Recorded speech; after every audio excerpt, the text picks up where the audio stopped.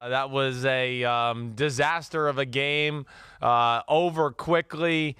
Just showed you one team that is truly on a dynasty level with another team that is in rebuild mode with a young quarterback, and the dynasty mode team showed that that other team doesn't deserve to be on the field with them.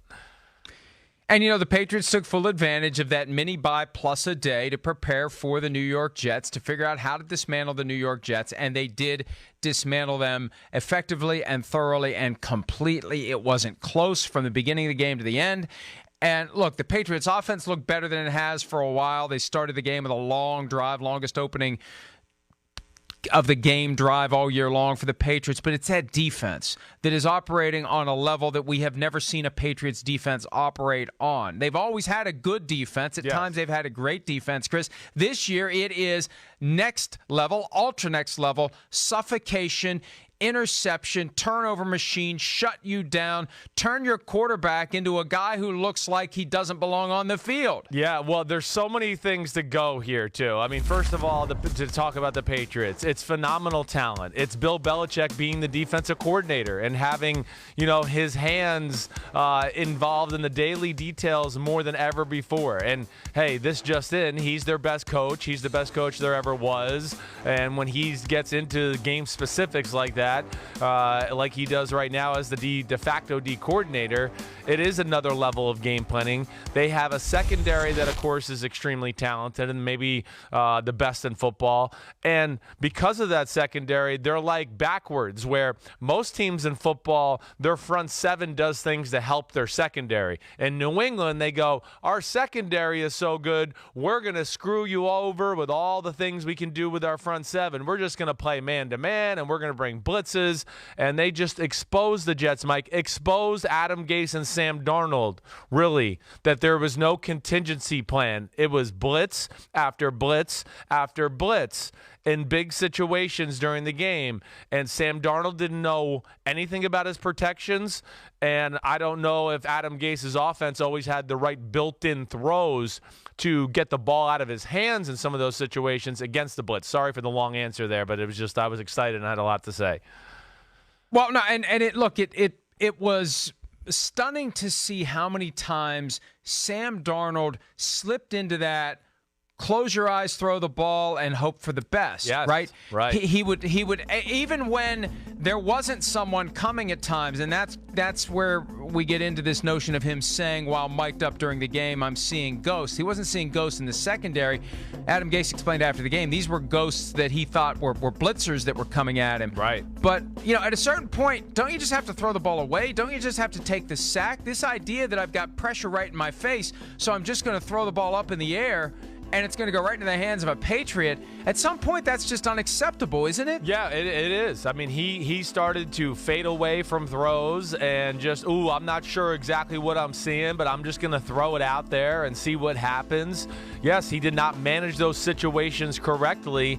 And, yeah, he saw ghosts because he didn't know what exactly was going on. I mean, that's really all there is to it. Now, if you heard Booger McFarland, he made a comment that Sam Darnold talked about, during his time off. He was going to brush up on pass protections and things like that. Well, New England saw something in the film to go, I'm not so sure Sam Darnold knows what to do against the blitz or how to readjust his offensive line in pass protection at this point of his young career. And they just said, I think we're going to test that and check it out. And it goes to the very first interception.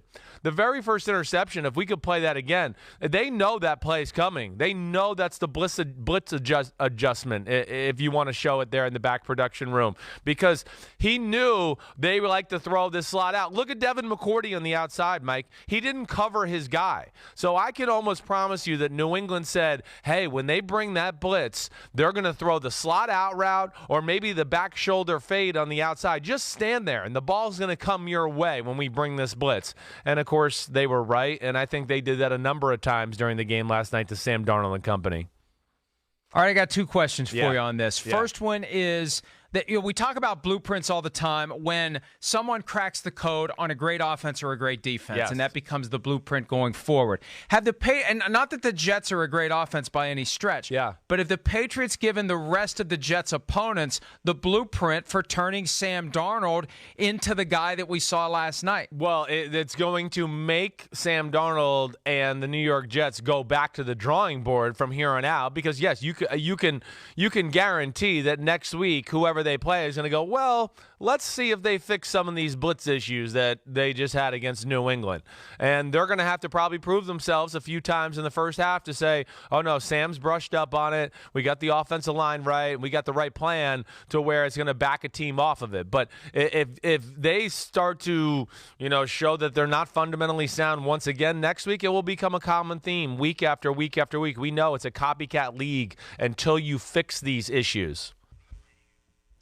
Yeah, and look, I don't understand how a guy who was so highly touted coming out of college in year two, and I know it takes time, and we talk about how you get to a point, usually when you're in your early 30s. We talked about Russell Wilson last week in this way, that he's in year 8. He's seen a lot of things, so he knows how to adjust. He knows how to react. He knows how to adapt.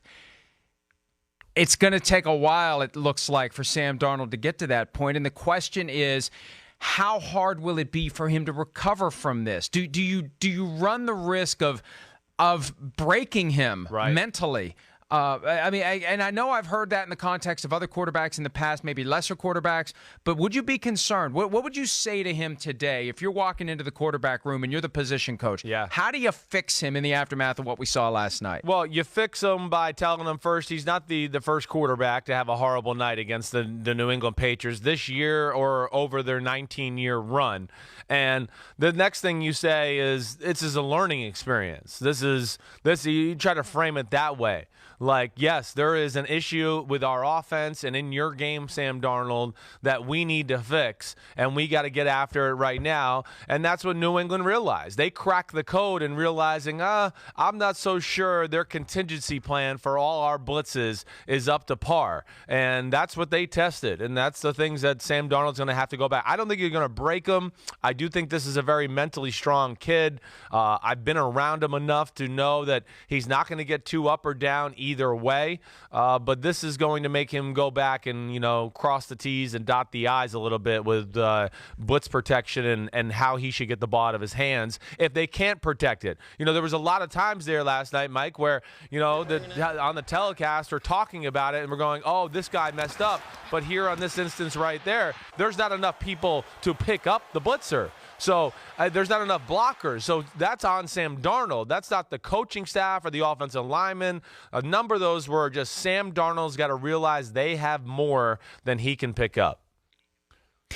And, the schedule softens eventually for the Jets. They go to Jacksonville this week, short week. It's not like the Jaguars don't have the horses to try to replicate what the Patriots did on Monday night. Right. But some winnable games are looming for the Jets, and I think the challenge for Adam Gase is going to be to get this kid reset quickly. This is only his third game played this year, and even though he's healthy enough to play, he's fought through this mono, and maybe he's still in the process of getting back to where he needs to be. It really is stunning, though, to consider, Chris. He was the AFC Offensive Player of the Week in Week 6 with that win over the Cowboys, and to fall the way he's fallen. And look, I think if you're Gase, you just explain to him, sometimes this happens. Sometimes the game gets out of hand early. Sometimes it just doesn't work, but that doesn't mean it's never going to work again. And I think the sooner they can get back on the horse and get a win under their belt and have a game where it flows like it flowed against the Cowboys. And maybe the fact that was just a week and 2 days ago will make it easier for Darnold to accept and understand that it doesn't mean he suddenly can't play quarterback. But as of last night, it looked like the guy suddenly can't play quarterback. Yeah, no. A lot of the issues, I think that some of his negative coming out of USC was him taking care of the football. I mean, that was the biggest problem. He led the NCAA in turnovers his last year at USC. And that kind of reared its ugly head last night. But, this is against a all-time team right now. And, it just seems inevitable. The Patriots are going to the Super Bowl, okay? And it seems like if I had to bet, they're going to play the San Francisco 49ers right now. I'm locking it in, all right? I'm saying 49ers, New England Patriots Super Bowl, but on both sides of the ball. It's just phenomenal. It's just surgical dissection. And there's a contingency plan. I mean, even on the offense, Mike, look at Brady last night and the things they do. He doesn't even audible because every play has a contingency plan for every defense, and it's unbelievable. Hi, I'm Mike Tirico, and thanks for watching. Make sure to hit subscribe for the latest news and highlights from NBC Sports.